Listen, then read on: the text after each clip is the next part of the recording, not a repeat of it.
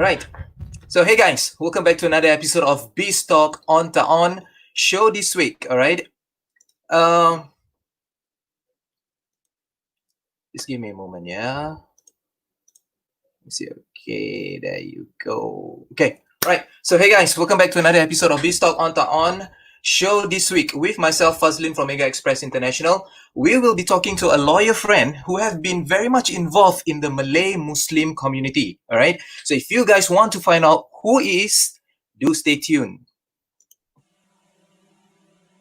Hello there, fellow listeners. Welcome to BizTalk on with myself, Fazlin, and my co-host Adi Ismail, where we will be talking and getting involved in discussions with business owners here in Singapore and around the region to learn from them their challenges and how they overcame those challenges. And we want to prick their brains for ideas and tips in order to use them to benefit our own businesses as well. So if you're listening to us through podcasts, welcome. And if you're watching via Facebook Live telecast, let's roll in the intro.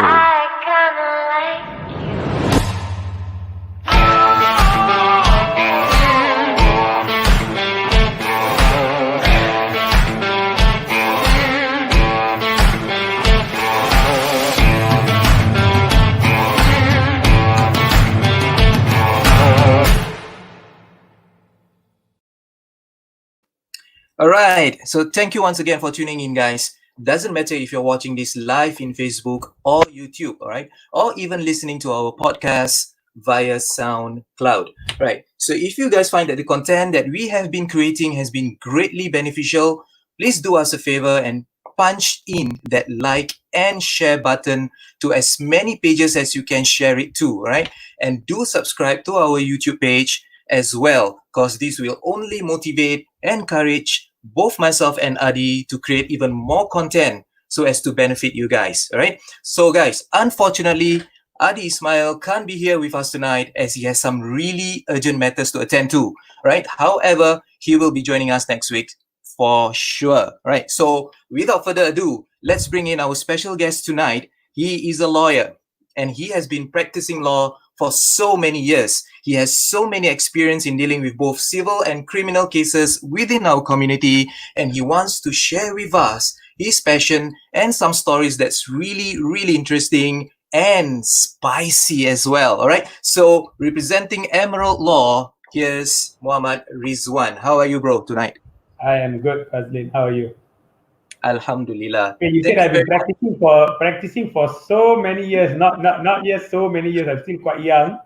It's been about 4 years in practice, but I delved into a number of areas like civil litigation, corporate divorces, Muslim estate planning. Yeah, so I'm also part of a learning process as well. But 4 years is a very long time, bro. And I'm sure you have wealth of experience that you can share with us as well. Well, I hope so. From the little I know, I can try to share as much as I can. All right. So let's get to know you a little bit better. So in 3 words, bro, describe Rizuan or describe Muhammad Rizuan as a person. Wow. I am simple. I think that would be a good description. Or I love simplicity. All right. That's 1, bro. Describe 3. Wow. You're making it difficult for me. I can't think now. Okay. Tell me, Rizuan as a lawyer.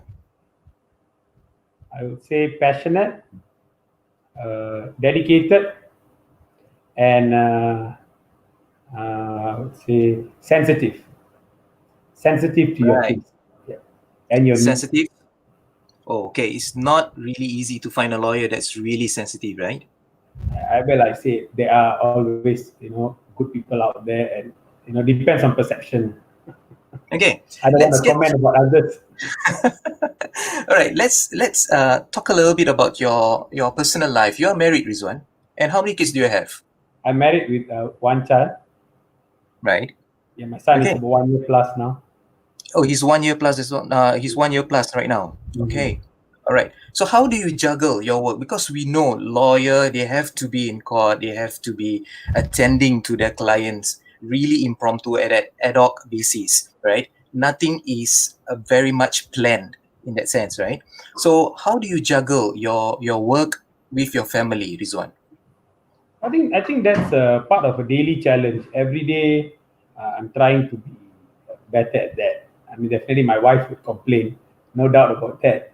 But Right, um, I think you see, at Emerald Law, it's not just a one man or two man show. We have a number of associates, about five associates. So we have a team, administrative support.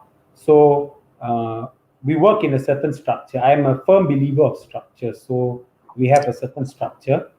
And as for myself, as a joint managing partner together with my colleague, Mr. Keith Su, together we right, manage the firm. So a lot of time we have to spend the nights discussing how we are going to, do certain cases or how we're going to move forward, especially in this COVID season where as businesses you must be very cautious. Even right.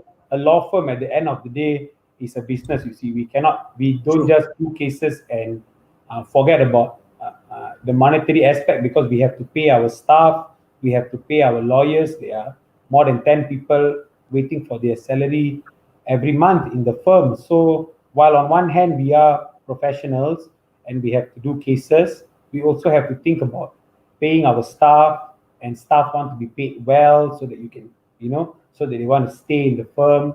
So we have all these sorts of challenges which we have to dabble Right. in day by day.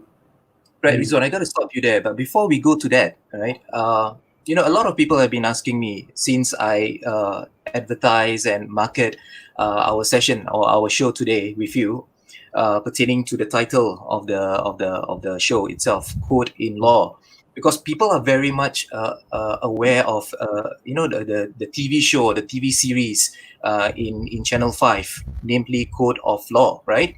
And Mm. how they project it as, I mean, lawyers being so elegant, being so glamorous and all that.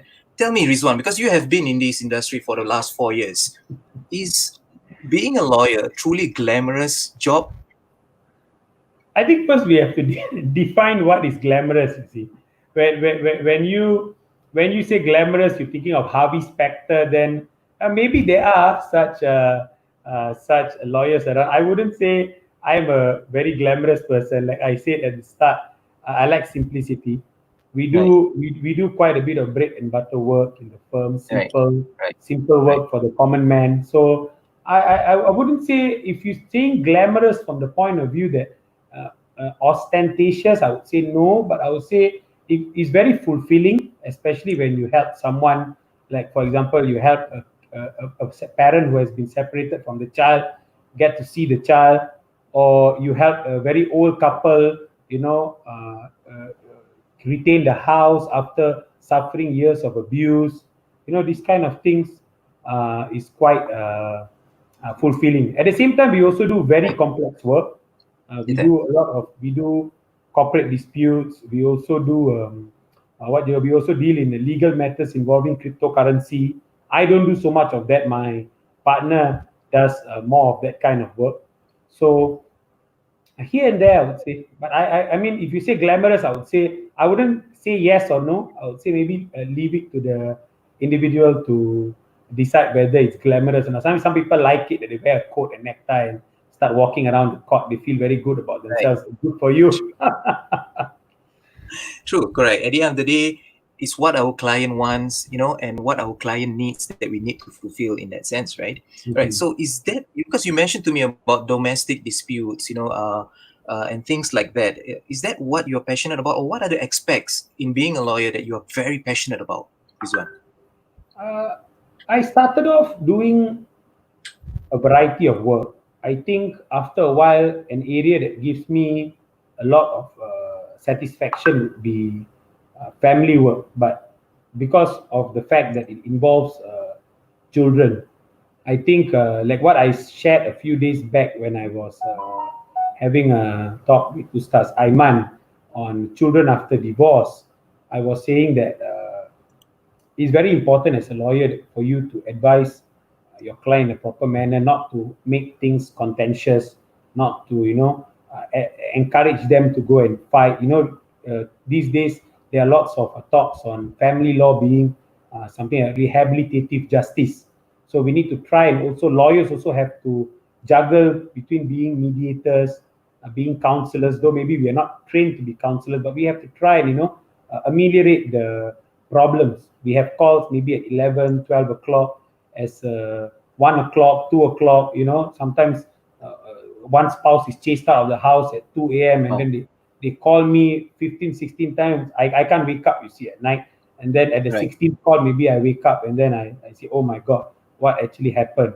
Then you have to advise, can I call the police? Can I call the locksmith? What should I do? He or she is videoing me. Can I video back? All these kind of things. So it's not, while it's not, I would say it's very challenging, but at the same time, the satisfaction comes when you actually finish the case. True. Yeah, but that is Right. for I would say family related work, Sharia related work.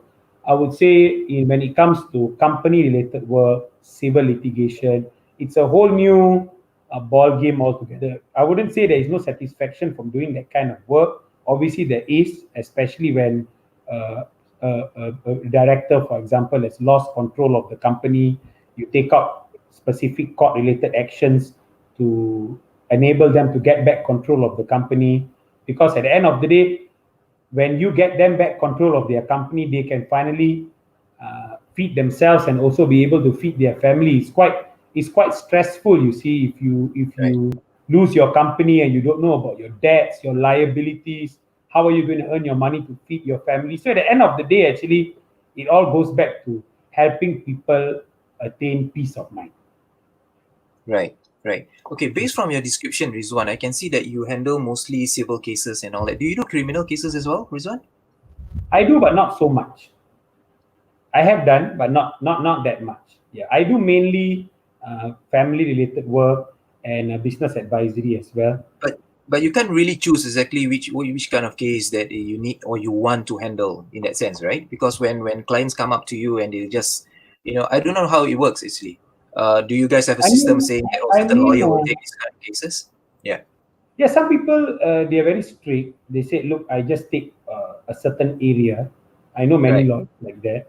Some Right. people take whatever comes. As for me, I mainly these days I mainly do family law, and I do a little bit of business advisory, but mainly those business related inquiries, corporate related inquiries that I get. I normally refer to my partner, so we have that sort of like an what you call it, a structure here. Yeah, because it's always good. It's always good to for someone who has deep knowledge to handle the matter. Yeah, so there Right. is a. I will handle what I can, but if it goes a little bit too complex, then if I will hand it over to a specialist. So we have like GPs. You see, GPs, you have them handling a wide area, and then if they see that, okay, this area requires quite a bit of specialization, then they refer it over. So in GPs, that you sense, mentioned as in GPs, general is practitioners, as in general practitioners, doctors, that is, right? Yeah. Okay. yeah, the general practitioners, like lawyers also, there are some whom are general practitioners while they specialize in a certain area. So Okay. some people, so it's like that. Yeah, mostly you can handle general bread and butter work, but Okay. obviously sometimes there are certain areas which require a lot of specialization. So that is when it's ethical to actually say, look, up till this point I'm comfortable, and then you hand it over. So in my firm we have that sort of structure. Yeah. Okay. All right. Thank you, Rizwan, for that clarification. Okay, Mm. I was just wondering, Rizwan, because most of your cases that you handle, are they from our Malay Muslim community, our community as a whole, that is? I Or would is a say good mixture I with would the say other it's a good mainstream it's a community as good well? mixture. It's a good mixture. For family work, vast majority would be from the Malay Muslim community, but when it comes to other kind of work, it's a real mix. Yeah, Right. our office is also very diverse. We got people who can speak different languages, different races over here, so it's quite diverse. Okay. All right. So before we go to problems faced by our business owners within our community, things like breach in agreement and criminal breach of trust, I'm sure you Mm. have heard and you know, Yeah. and handle those cases. So many of them, I'm sure. Yeah. All right. So before we go to that proper, maybe I can just check with you, because with the current circuit breaker, which has just been lifted recently, during the circuit breaker itself, Rizwan, how has it affected your business as a whole? Well, for legal business, I would say certain matters have to still continue. Right. So we don't just stop work because we can telecommute from home. So we Right. have, I mean, most people have their files on cloud, so we can Right. continue to do the work from home. However, like for example, in the Sharia court, for example, the Sharia court was closed for about since April to 2nd June. You see, Oh, so nearly 2 months. Yeah. yeah, Sharia court was closed. They only Okay. hear very urgent matter, and that too you have to write in. So while Right. there is no court appearance, that doesn't mean we don't prepare for the client's case. Yeah, but Right. in terms of business being affected, I wouldn't say the word affected is quite a big word. So I mean there are definitely challenges because clients, when you meet people face to face, the effect is different from talking to someone on the phone. You see, explaining to someone face to face and being able to draw diagrams on my whiteboard is very different when I'm talking on the phone. Or normally I keep a certain time, for example, 2 p.m. to 4 p.m. to call all the inquiries. So I do that normally over a walk. You Right. see, then I go back and I take down all the notes and I send it to my team to put it up in the system. Yeah, so Right. I would say there are challenges. Okay. You have to be like I learned how to use StreamYard at least now because of this whole thing and Facebook Live and ensuring that you know how to send documents. Even court hearings we have done via Zoom. Now they use WebEx for court hearings and Right. all that. So the whole industry, I mean, not just legal industry, but I would say most industries around would have been affected already. Hmm. Maybe affected in the sense that they now have to adapt. So it's to see who adapts, and then uses it to their own benefit. Because for every challenge, there is always a benefit and a loss. You see, so you must try to make the challenge a form of a benefit.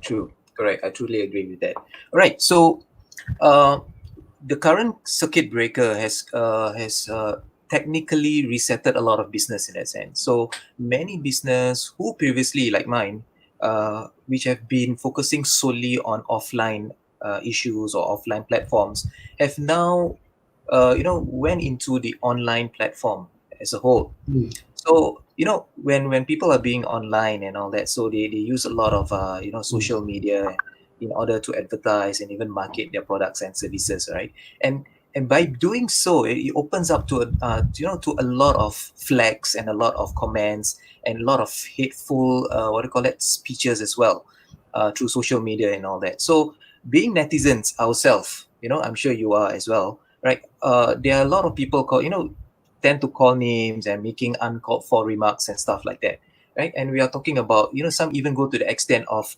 defame someone as well, right? So what do you think of this? I mean, because I understand from defamation is actually a criminal offense, right, under section 499 of the penal code, cap 224 if I'm not wrong, right, where Defamation written is words. not all defamation is a criminal offense. Okay. So we must All right. be we must be clear in that regard.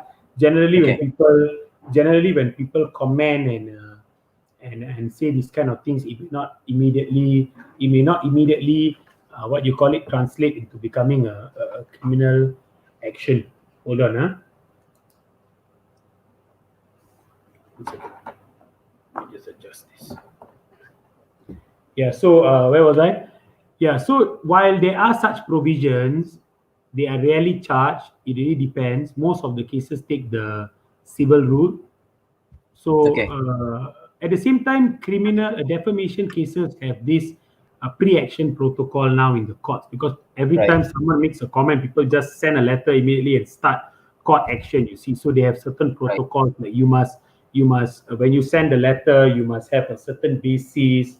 You must say what is my basis in saying that this particular statement has been defamatory towards me. Right. Yeah, so there are a few things, but I think that a lot of people ask questions, and I think defamation law is also developing in Singapore. Like, can you just share something online? Will you get into trouble? Okay, Or what constitute to that term defamation, Rizwan? Maybe you can clarify further. I mean, how do I know that I'm being defamed in a sense? how do you know that you are being defamed? Okay, you see, I have the definition over here. Okay, Basically, when you lower someone's status, right. right, in the eyes of people, then in layman's term, that would be considered defamation. You lower Okay, someone's status means the person's reputation is lowered. Like if I say you are Superman, you cannot say that is defamatory. You see, because it doesn't lower your reputation. But it has also to be untrue. You see, if someone is convicted and for dishonesty, and you say the person is a dishonest person, so is that may yes, it may fit the first category. Yeah, it lowers your reputation and all that, but it's true you have been charged to be a convicted to be a dishonest person. So you have to balance it up properly. It's best not to. Some people just make comments all the time on the internet. It's not something that is very good to do, because you can get into trouble. People will take action. See, that's when though we are not exactly focusing on defamation, because if I go into the defenses and everything, it's going to be very complex. People will turn off the Facebook live in 10 to 15 minutes time. So I want to focus more on a general aspect. If you want to say something, even if it's an opinion, you Right. have to you have to make sure that there is you don't necessarily have to ensure that that opinion must be substantiated with full-fledged evidence, but you need to be reasonable. The Right. test is that of a reasonable person. So, for example, if you went to a restaurant, you ate food, and then you found a cockroach in your food, and you say, "It's a very dirty restaurant. I ate, and there was a cockroach in my food, and I was admitted to hospital," and you have the evidence, then you may be justified in making that comment. You see. However, if you another example is if you waited very long outside a restaurant, you made a booking at 8 o'clock, they call you in the restaurant at 9:15, they served you your chili crab at chili crab at 10:30, cold, and then you say, I really didn't like the service, the food wasn't good, these are my reasons, then that may be considered fair comment, you see. So there are certain defenses to defamation and all these things. But in today's day and age, you see, a business must also be practical. Not every step or you take or action you take must be by the textbook. You see. See, I have handled cases where people file a very they post a very nasty review about a person's business on Facebook. You see, so Okay. you first try to talk to the person. Why do you post such a thing? Is there something that I have done which is not good? Can I make up for it? You have to. I mean, though it's not very Islamic term to say, but people always say customer is God, right? So, Right. so it's not an Islamic term, so that's why I said it first. But people have this view that customer is always right and all. Though it's not true. Customer is not always right. You sometimes have to you have to be firm. But at the same time, not every case, just because someone puts a review over there, you go and you go and take out a court action against this person. I mean, one very good area to look at is TripAdvisor. Look at the hotel. Some people, they go there, they say, I didn't like this, I didn't like that, and then you have the manager saying, okay, we are very sorry. Please let us know which day you stayed in our hotel. What exactly did you not like, and we will make up for it. Something like that. So at Talking least, about that, mm, yeah, sorry, Rizwan, because talking about that, I was just wondering what are the steps like. Say, for example, if I'm the victim right now and people call me things that which is untrue online, right? And I'm really unhappy about it. Of course, I would want to settle it amicably out of court, right? What I will do is literally I'll either call up the other party or I'll text the other mm. party saying that why do you make such you comments, you right? know you know these people who make these nasty comments. If I know who that particular person is, but if I don't, or what do I do? Do I go straight to the police right now because I understand it is a criminal offense? Then I'll with that record, then I'll go up straight to the court and engage a lawyer, or what? Well, I What think are it the necessary immediately steps based becomes a from your criminal experience? offense if someone says something like that. I mean, if you go and say, "I will kill you," "I will find you Okay, where you are," "You watch out," then that may be a criminal. Just because somebody says something online doesn't mean right. it automatically becomes a criminal I offense. see. So that is Okay, something which we must note. But what you can do in this kind of situations is that, I mean, obviously, if you think you can ignore them, you can ignore. If you think there is a safety related issue, you should. If people have threatened to harm you, then you should definitely, go to the police. You should try, but at the same time, try and see. There are just people who will say all sorts of things. You see, and I've seen it on Facebook and on these things. Some people just want to criticize. So I think, I personally, if you ask me, if you can ignore it, just ignore. If it's a comment not worth responding. But if it's something that impugns your reputation, says something about your business, tells you that, hey, you are the cheater. You like to cheat people. People have lost money through you. Then I think you should definitely take action, because you especially for yourself as a vendor, you deal with so many businesses, right? Especially at the expo and all these things. If you are doing a live talk and then someone just comments something and says, I don't trust you, you have cheated people, anyone who goes to you faces a loss, then I think you must take it seriously. It's not a laughing matter. You see, unless if you are a politician in United States of America, then it's different. You see, people can say anything they want against you, and normally, generally, they ignore. You see, so whatever people say against Obama, for example, you don't see him sending the Secret Service and FBI after them. But the laws in America is different. The laws in Europe is different. The law in Asia is different. And the law in Singapore is different. So we must be cautious about what we do. Similarly, if you true. go to the police may also treat it as a civil matter. There are provisions under POHA, Prevention of Harassment Act, which you can go to, but you must show that it has been harassment. It's just one time someone says something may not constitute as harassment. And we must also understand that in law, a lot of people have this idea that the law is perfect. And that is not the Yeah. case. The law for thousands of years has been developing. Common law Right. is about 1,000 years old, I would say, and it's still developing. Okay. You see? It's still All right. developing. So one must understand that it's not perfect. I mean, if you're reading the newspapers, you see like neighbors harassment. People have written articles about it in the review paper. Even after an order, the neighbor sometimes doesn't stop, and sometimes the only solution is to move out. So we must also understand that the law has its limitations. It will be developed, and that's why you have the courts. People bring their cases before the courts. So some people are of the opinion that, if I engage a lawyer, the moment he files it, everything is done. For example, like if their case cerai, saya nak cerai secepat mungkin. Boleh tak cerai besok? Kalau boleh cerai besok, habis. I'm telling you, I Okay. don't know how many people will cerai besok.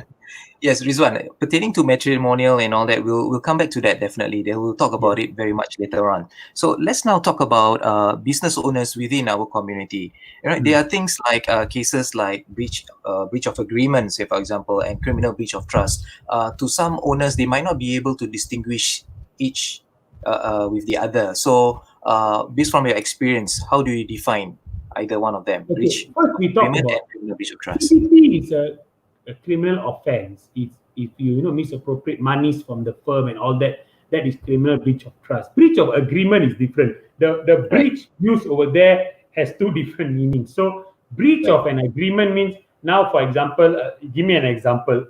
Maybe I do business with you and I'm supposed to deliver 100 carpets to you. So this is a right. good point. I want to use this example to talk about how companies can actually restructure, in the sense. Why you do this for restructure? Because restructuring is a very big word. You see, it's normally associated with very big companies, but I want to talk about restructuring generally. So Okay. let's say I have an agreement to deliver to you, say for mega exhibition, say maybe 1,000 carpets. from a Okay. particular country, handmade.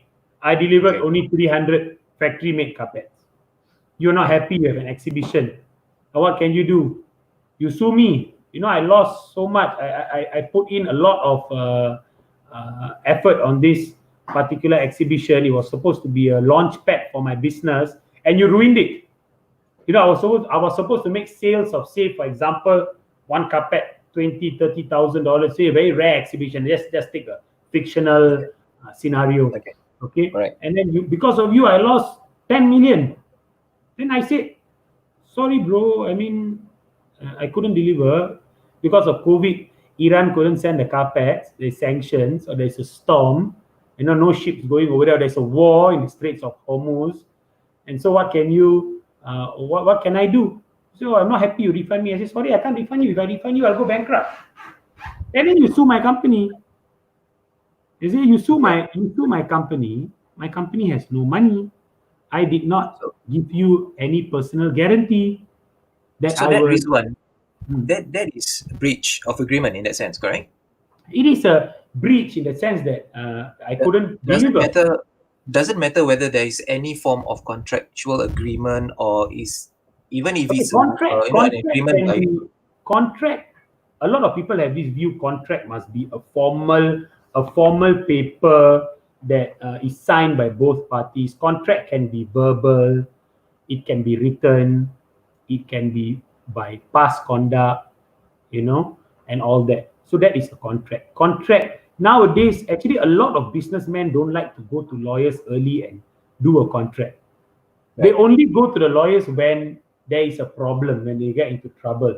Then the Right. lawyers have to trawl through hundreds of WhatsApp documents, messages, audio recordings, and then invoices, PO, DO, and then they come up and then they say, okay, based on my understanding of all these documents, the contract is you are supposed to do X, for example.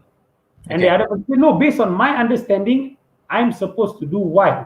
So we go to court and we argue, and then we get a answer from the court. So the best way, actually, when you do business with anyone, obviously practically, if it's for a $50 business, you don't go and hire a lawyer for a few $1,000s and do the contract, for example.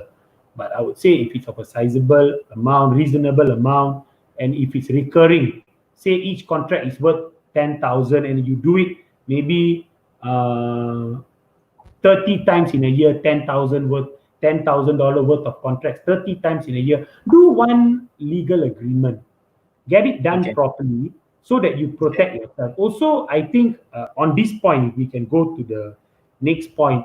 Any business owner has to understand what is his liability before he enters into an agreement. If you are a Right. sole prop, what is the liability? You are personally Right. liable. Your personal assets can be attached. But if it's a private limited company, then you are not always personally liable, you see, unless you are a negligent or there is misrepresentation. Okay. So maybe business owners can look to, if you are a sole prop and you're doing a sizable amount of business transactions in a year, consider becoming a private limited company. Okay. Yeah, All right. So, while you can do it yourself on Accra, it's important. This is very important. So maybe I just share this for 2 minutes before okay. anything. This is quite important because if you engage, for example, you engage someone to incorporate your company, we don't Right. just incorporate, but we can also put down certain things in the company's constitution, which is important. For example, five friends do Okay. an investment. One friend is a 15%, 10% shareholder. He needs to protect his share, maybe by doing a shareholders agreement. Maybe if he's a director also and he's the founder, he may want to protect himself by saying, in any event, if there is a vote, my vote it will not be considered one vote. If there is a vote, my vote will be 3 votes, or my vote will be 5 votes, even though I have 15% share. So these kind of things are things which can be done to protect your company. Protect yourself not only as a shareholder but also as a director. Can you Okay. appoint a nominee director? what is your role, what are you supposed to do. You see, a lot of people forget about all these things and they jump straight into the business because they're very excited by the fruits, the profit that I'm going to get. Okay, I enter into this by I am in March now. By June, I make 200,000. Don't waste time, you know. Okay. All right. So that's what I Okay. wanted to hear. Rizwan, because earlier you did mention something about I'm really interested when you mentioned that you gave an example of me or Omega Express working, for example, with a carpet supplier, say for example in Iran, and we have that agreement. Doesn't matter whether it's a contractual agreement or whether it's agreement by verbally. Uh, Verbal can also mean contract. So if you do it Correct. verbally, it's still considered contractual. Correct. So it doesn't matter whether it's contractual or is it verbal. It doesn't matter because an agreement is still an agreement. Correct. That's what you're trying to say. So and you did mention about COVID I won't 19. say okay. I won't say doesn't matter. The word doesn't matter. I better clarify because Okay. obviously it's better to have a written agreement because Okay. verbal you must prove. You Okay. see, how are you going to prove if we don't have anything on WhatsApp, Facebook Messenger? Then I must Right. go to court and prove. So I won't say it doesn't matter whether it's verbal or written, but it's always good to have something in writing. As what the layman says, I have black and white. Yeah. Very Black and important. white definitely is much better in that sense, Yes, right? yes, correct. Okay. So with all those agreement that I have, say for example, with that carpet supplier in Iran, and COVID-19 comes in, and because of that, he gave him a reason for not being able to supply me with that carpet. Correct. So I think this what do you call that? This kind of cases is exactly what some of our wedding vendors and our wedding suppliers, our wedding service providers here in Singapore are experiencing as well with their couples who have really engaged them, and book their packages and all that. But because of COVID-19, they cannot proceed with their wedding, and because of that, they decided to cancel off their wedding totally and requested for a refund, knowing very well that it's really stated in the contract that there is no refund. You see? Right. So pertaining to that, let's just take a short break for a while, Rizwan. We'll come back to that because we will be joined by one wedding vendor. All right. And I'll introduce him to you guys right after this break, if that's okay with you. Okay with me. So join us again in a while. Hello there, fellow listeners. Welcome to BizTalk On Ta On with myself, Fazlin, and my co-host Adi Ismail, where we will be talking and getting involved in discussions with business owners here in Singapore and around the region to learn from them their challenges and how they overcame those challenges. And we want to prick their brains for ideas and tips in order to use them to benefit our own businesses as well. So if you're listening to us through podcasts, welcome. And if you're watching via Facebook Live telecast, let's roll in the intro.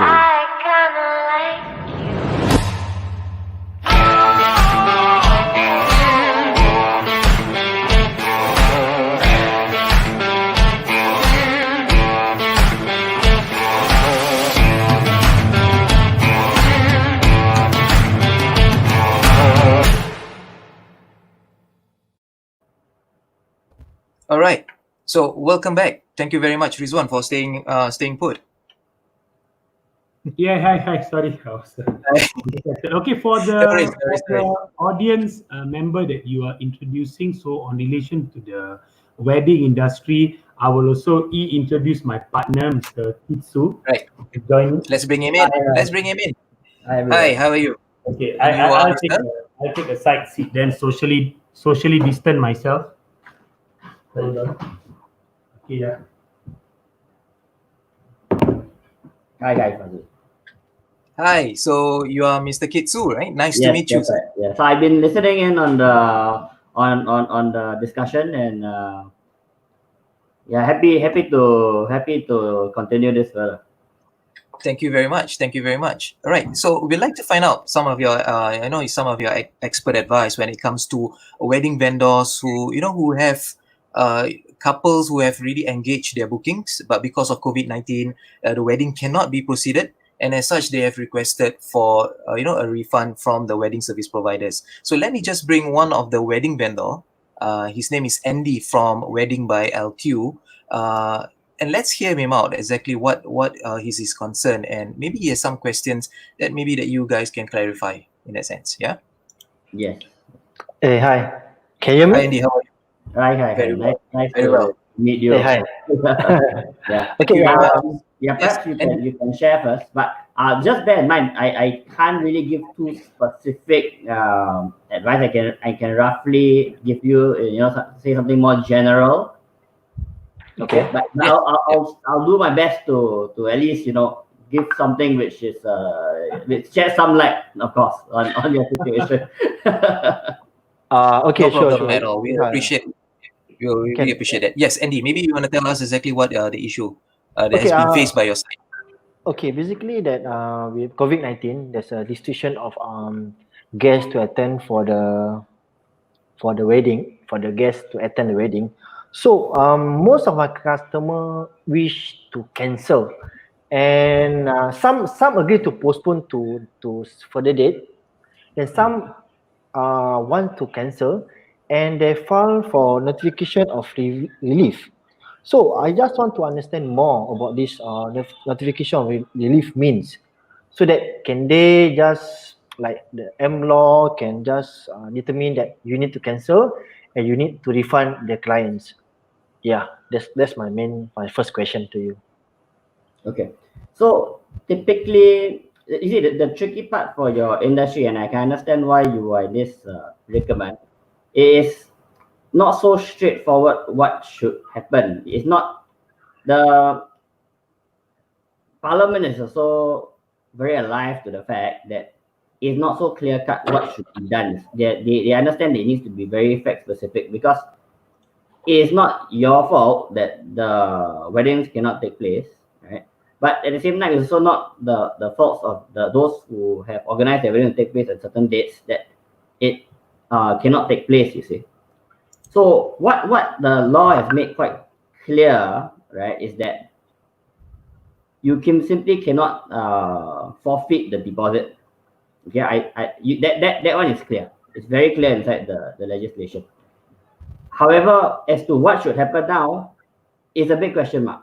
All right, which is precisely why they have come up with this system to try and get parties to negotiate first, to see if they can sort it out on their own, and then only if they cannot, they file for the notification for relief, which ultimately, if it's still not resolved, goes all the way to an assessor. And then the assessor will sort of take into consideration a whole slew of circumstances which the act actually asks them to consider. So it's going to be quite fact specific exercise, you see, for each particular case. For example, how much was deposited, how much money was spent preparing for the event. Things like this are things that the assessor will consider. Now, we do not know what these assessors are ultimately going to say, because this is we're venturing into something completely new. Okay. Okay, so I understand why there's no way to say, oh, this is definitely going to happen like that or not, you see. Okay. Alright. So I basically okay. if my company have received the notification more than around 6 to 8 file from a customer. So we are discussing with the assessor, but my main question is that we actually do want to forfeit the the deposit, but we like they say that we want to ask them to postpone, and they still the clients thought that these notifications that they can cancel the wedding and they get the refund. So that's why we are not clear whether it's notification that they can relieve or they just can cancel, and exit route to cancel the wedding to get their refund back. Is it? Can you advise Okay. me on that? So, Okay. so again, because this is something for the assessor to decide, Mm. I can't really tell you, whether it'll be one way or the other. You see. And in fact, all these are quite fact specific. So Okay. I can appreciate the situation you are in, but really each of those individual events is probably maybe looked at differently by different assessors. Bear in mind that not the assessors are different people, right? And they're Yes. not bound by the decision of other assessors. So Oh, you see, it's hard to predict in advance. Okay, but I think generally speaking, and how I'm assisting, others who are facing similar problem is to come up with, you come up with some kind of uh, strategy to deal with this, not, to engage with the customers, because at the end of the day, you're also a service provider. You need to think yeah. of how you want to engage with them each step of the way, and try and come up with a solution. And then only if you really cannot, then we let the assessor decide.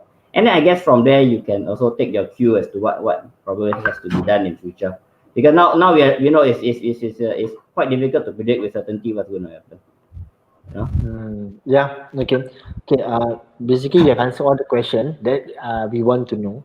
Basically, yeah, yeah. The answer should be all good. I'm Okay. actually we are clear. We are clear already. Yeah. Okay, Okay. so I think maybe I will welcome Mr. Rizuan back. Sure. Thank you Yeah. very much. Okay. Thank you very much for the time. Thank you very much.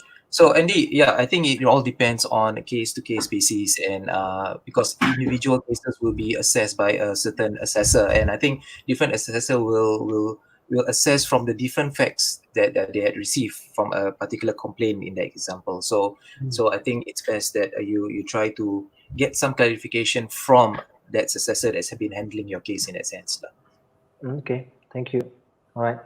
So thank you very much. Thank you very much, Andy, for the time to to come on the show as well, and and direct your questions to our guest speaker in that sense. So thank you so much.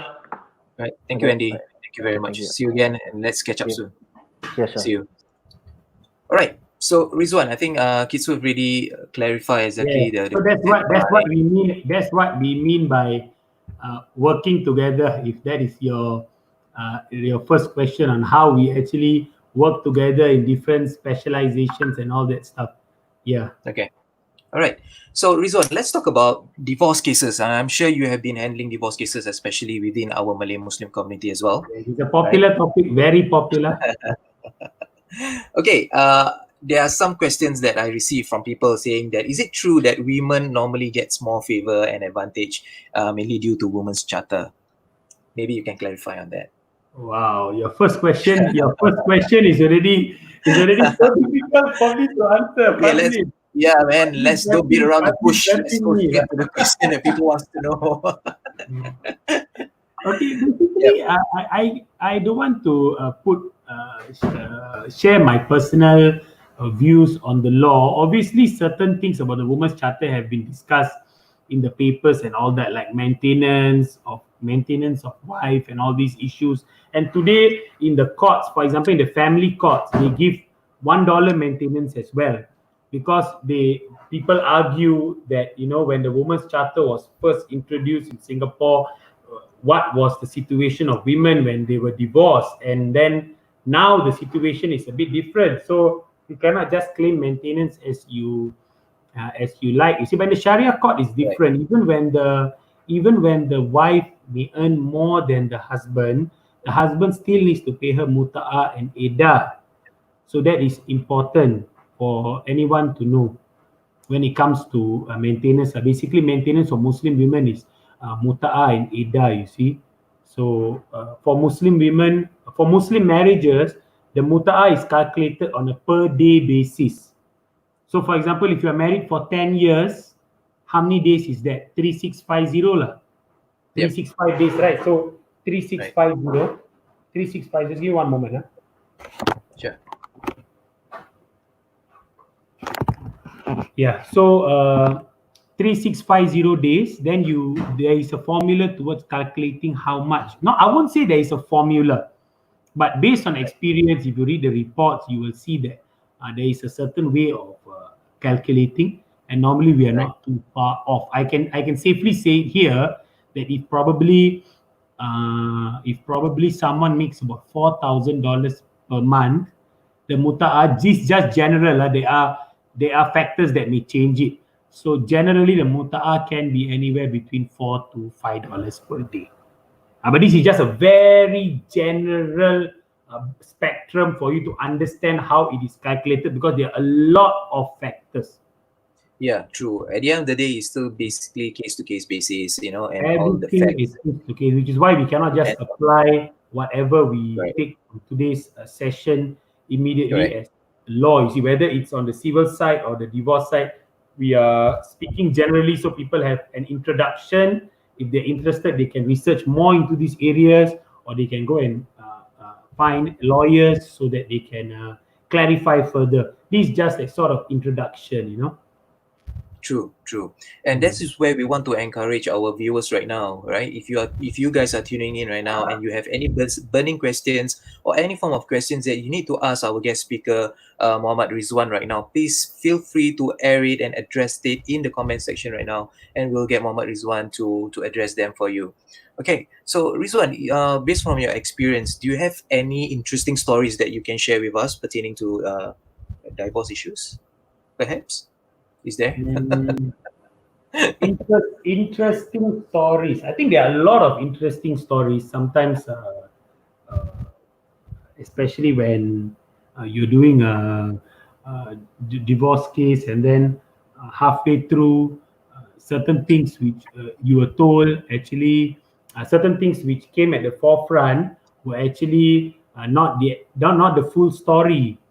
You see, like for example, someone may have said that I've been the one actually taking care of my children, but later on you see evidence to suggest that this particular person actually has been out of the house the whole day or overseas a lot of times in the year. So these kind of things are quite interesting, because when they come, then you have to counter back these allegations. You see, so divorce cases are very factual in that sense. It's not a blame game. A lot of people think that divorce has to do with blame. It's not about a blame game. And whenever children are involved, like what I said, my passion always in custody related issues and all that. Whenever Right. children are involved, their welfare is very important for parties. Okay. They will see who is the caregiver, when can you stay with your children, when can you see your children, can you stay overnight or not, how long for Hari Raya can you have your children. So these are very critical issues that we must bring to the forefront. But if you're asking me the question which I haven't answered yet, which is what is my perhaps I would say the most interesting case that I have actually done all this while, was perhaps when I had to deal with allegations, such as sihir and Ah, okay. black That's really magic. interesting.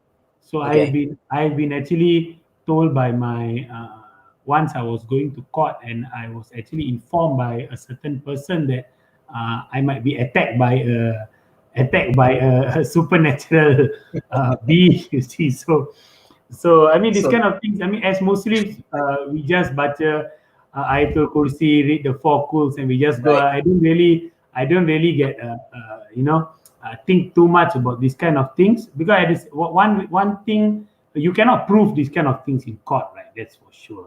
You Yeah, can't that's go for there sure. and prove. But at the same time, Right. as Muslims, we also believe that there is an aspect called Right. sihir, and the Prophet Sallallahu Alaihi Wasallam has taught us, Right.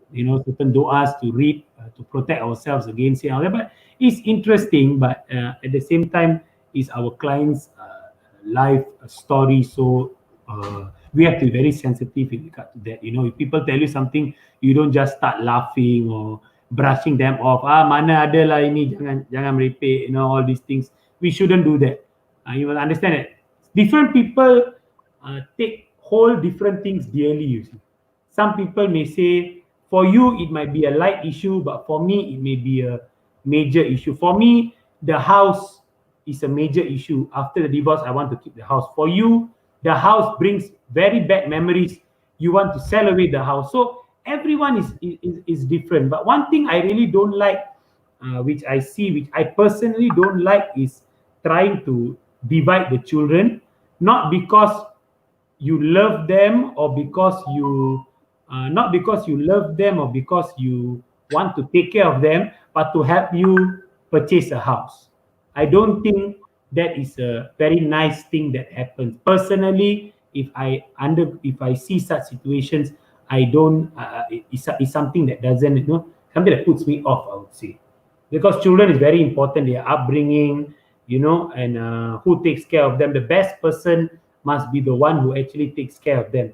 And the courts also recognize this, you see, because sometimes if the children are above 7 years of age, they can be interviewed by the mahkamah.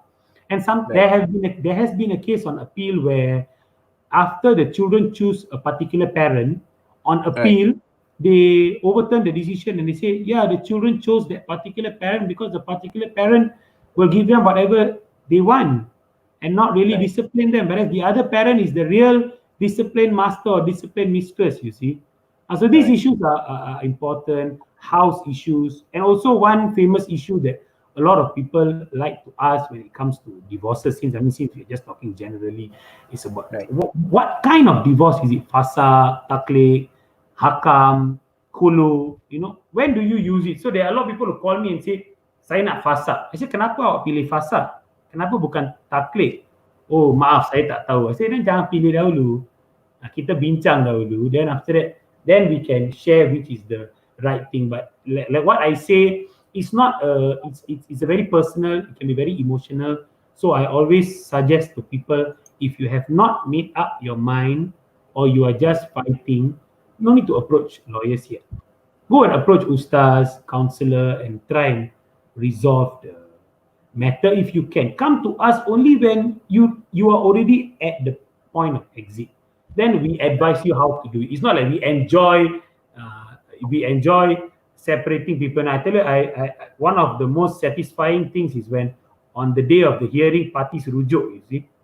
And I can tell the court that Alhamdulillah, they are going to try again to live as a married couple. And I think that's very nice to know. Yes. You see the parents, children also have their parents, and the parties talk nicely. They're willing to forget everything, not only for the sake of the children, but for the sake of themselves.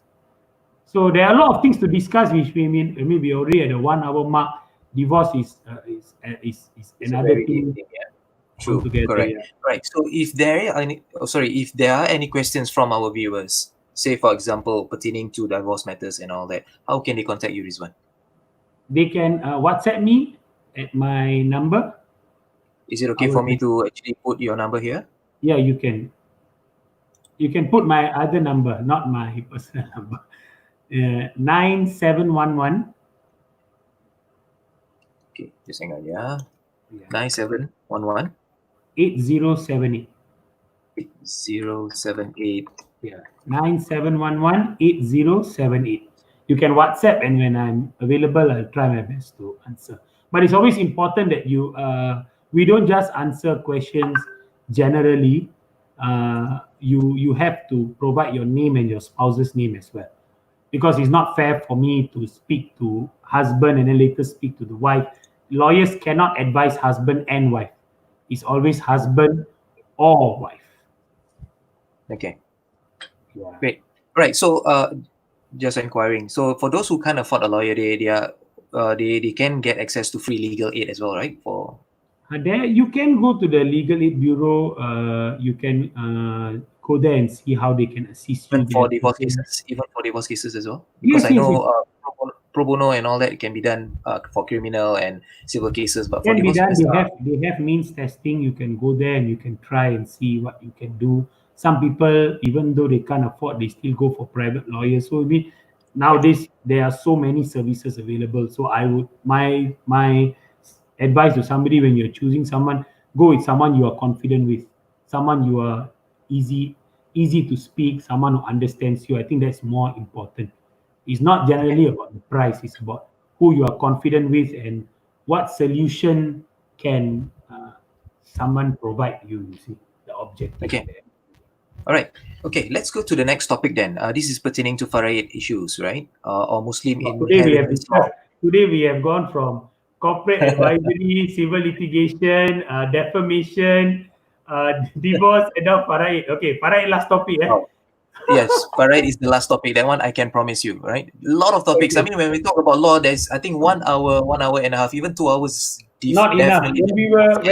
When I was studying in the UK, and when you study overseas, you are very free. You see, so I say not very free, but you have a lot of friends and you stay up all night, relaxing, and then you just talk about the law again and again until morning, and it's not over. Yeah, but when you become a lawyer, you don't want to talk about law until morning. Right. All right. So let's talk about faraid, right? Or will, basically setting of will and stuff like that. Okay, what's the difference, bro? Rizwan, maybe you can just clarify. And how important is wasiat in that sense? Is it really important to write a will or to write yourself a wasiat? It is sunnah to write a will. I can't quote you the exact hadith. I'm not a ustad, but I know it as a matter of fact that it is sunnah to write a will. What is Right. a will? Wasiat. A lot of people in our community have confusion in regard to wasiat. They say, oh, saya nak wasiatkan rumah pada anak lelaki, I nak hibahkan bank account pada anak perempuan, I nak hibahkan kereta pada anak bongsu. So you have all these kind of ideas, but at the end of the day, a will, Muslims in Singapore are bound to follow. You have to follow what you call it, faraid. This is Right. stipulated in the law. Okay, there are ways on how you can make a separate agreement, but I don't want to get there in today's talk. We maybe Fazli, you can do another session and we can talk about faraid in more detail. Today I touch and go a bit. In a wasiat, you can do generally just two things. One, you choose who is the administrator of your estate, the pentadbir. Who is going to go to the court and get that order and then sell your house if there is a need to, withdraw the money from your bank account, put everything together and bagikan And that is mengikuti. normally being done by a lawyer, correct? No, the what you The mean is being done by the lawyer? The administrator. Is No, it? no, no. Administrator is not It can not a be. lawyer. It can be anyone. It can be anyone. You choose someone trusted. A lawyer can be an administrator, but I don't think Yeah. many law firms will want to take up that service, and that service may not be cheap as well. I see. So a family member basically applies after the person passed away. They go and apply for grant of probate. If there is a will, there's no will, it's called letter of administration. Get the letter, then you become the representative of the estate, the administrator. Okay. Then banks will respond to you, HDB will respond to you, land title board will respond to you, all these things. And then you gather and you give according to the sijil warisan. So the first thing in a will is you can select your administrator. The second thing in a will is if you want to give 30% or 1/3 of your estate, but 30% is not 1/3, it's 33.33333. So 1/3 of your estate can be given to a non-beneficiary, someone who is not your waris. If you want, you can state it in your will. If you don't want, leave it. That's it.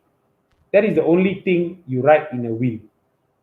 Okay, then there are other things like recently there is the fatwa on joint tenancy, right? I mean, during khutbah Jumaat, they spoke about it a few times before COVID came and stopped all the Friday prayers. So, during khutbah, they spoke about joint tenancy. Then you have hibah. Hibah, a lot of people want to do a hibah, but you cannot just do a hibah any whole house in Singapore. This is not, Anatolia in the 15 or 1400s where you just do a hibah. You need to do it properly. Like there was someone who did a hibah of a HDB and it was invalid. The hibah was found to be invalid. So you need to follow the law. You need to know what I can do with the hibah. Like Ibn Zuria is also another topic that is quite, I would say it may be, yes, classified as controversial because there is a high court case which said that the Nuzuria is not applicable, you see. So a lot of people want to do certain things. They use these instruments, but actually the reality is they don't know what is the purpose of these instruments. So sometimes it's a very practical issue. Okay, sometimes the only thing you are leaving behind is the house. The only thing you are leaving behind is the house, right? And the house a joint tenancy, there may be no need to even do a will. I'm just giving an example. If the only thing you are leaving behind is a house, a HDB flat, for example, and it is in a joint tenancy, and you have nothing else, no insurance, no CPF, no bank account, nothing, then there is no purpose to even do a will. Unless you want to write a will and say, bring the janazah back to this house, and I pesan to all my waris to actually follow Islam properly, do your 5 times prayer, then maybe fine lah. But on the monetary aspect or administrative aspect, there may be no need to do anything, because the one joint tenant pass away, the other joint tenant holds the house fully. No need to apply, fill up any form, nothing. So we need to And understand and that will Muslim. not constitute under Farid. It will And not Farid will not, and Farid law will not be taken into place in that sense, right? even Okay, even. okay, So that's why I say right. for Farah 8 and Muslim estate planning, Muslims need to understand. But the law is constantly developing. There are many issues which are not yet answered, like the case on the Nuzuria, the 2004 case, is still in the High Court. If someone challenges another case and brings it to the Court of Appeal, then that law may be actually be changed. It may be clarified. So one thing that may be very interesting, isu pasal hibah, faraid, even though these are Muslim law related matters, but they are not done in the Sharia court. Okay, That you only obtain the sijil warisan from the Sharia court. okay, After that, you go to the civil courts. You go to the family okay. court, then you settle that. So that's generally, if you want to know faraid issues at a glance, that Okay. maybe this may benefit you lah. But there's definitely a need to go into a lot of detail, because I can talk about wasiat for 1 hour. See, Rizwan, say for example, if all the beneficiaries say agree to, to a certain amount and all that, still, will Farid law still applies? You can do a deed of family arrangement. Okay.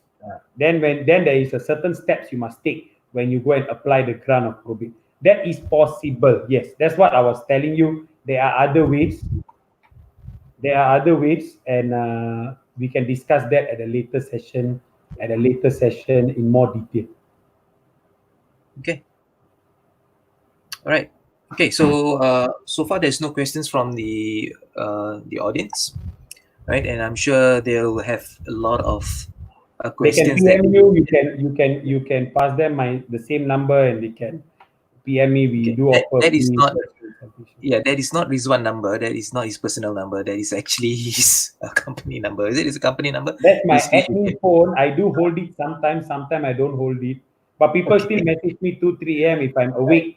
If I'm awake, sometimes I answer lah, because I know, sometimes someone may be very emotional at that point in time. If you help them, is I think also beneficial. But that doesn't mean you message me at 3 a.m. If I'm awake, I'll answer. So if you're faced with any dangers whatsoever and it's at 3 a.m., please don't call Rizwan, call the police instead, right, Call the Rizwan? police, please. I cannot help you. I'm not some Habib, I cannot help you. Okay, all right. So I really appreciate you coming in and sharing with us all the details. I'm sure there's more that we can talk about, but I don't Thank think you, thank time you will be for enough. thank you for arranging this. I Right? think I think we discussed many topics on even though it was on a surface level, but I think it would have ignited the interest of many. Yes, definitely, definitely. Hmm. All right. So thank you very much once again, Rizwan. Thank Thank you you, very much for Fazlin. joining me, Thank you. and I really appreciate. I'm really looking forward to to actually meet up with you again. Inshallah, Uh, phase two. Hopefully, phase two comes soon. okay. I think Fesu is really coming soon already, and I'm Inshallah, sure. I hope so, man. Inshallah, inshallah. Cannot Yes. take All it. right. So. All right. So thank you very much, Rizwan. Hope to see you again. Okay, Assalamualaikum take care. warahmatullahi wabarakatuh. Waalaikumsalam warahmatullahi wabarakatuh. All right. So that's it for tonight. All right. Our session, our show, our episode rather, with Muhammad Rizwan from Emerald Law, and I think he did touch on a little bit about what do you call that, matters of the law in terms of breaching of agreement, in terms of CBT. I think he did touch on divorce cases as well. And the last one, he was talking about faraid issues and why it's really important to, to have a waksiat and all that. So I'm sure most of you guys would have a lot of questions that you need to ask and, to clarify. If there is any question that you need to clarify with him, feel free to contact him. And I think, yep, I think I did place in his number. So just PM him or just WhatsApp to him, and he will be more than happy to attend to you guys. All right. So again, tonight's session is brought to you guys by halalmarket.sg. It is a e-commerce platform or online portal that my company Mega Express International and Halal Market has come together and collaborated to create this online portal for the benefit of our business owners who can list their products and their services online without any subscription fee, right? We only take 11% out of every successful transaction, right? Say, for example, if your products cost $5.55, we'll only take 11% of that, and that means 55% will go to us, but $5 will still be returned back to you. All right. So the idea is just to create a portal where you guys can use it and to utilize it as a platform to further enhance and expose your services and your products as well. All right. And it also creates a portal where our shoppers can come in and shop online, at the comfort of their own home. And that is what we are trying to create, especially during the circuit breaker period. And now that the circuit breaker period has ended, halalmarket.sg will still be a long-term project that we'll be embarking on, right? Even after COVID-19 really is over. All right. So once again, thank you very much, guys, for tuning in. All right. And I look forward to seeing you guys again in the next session. Hopefully, Adi Ismail will be able to join me in the next one then. All right. So thank you very much. See you guys. Assalamualaikum warahmatullahi wabarakatuh.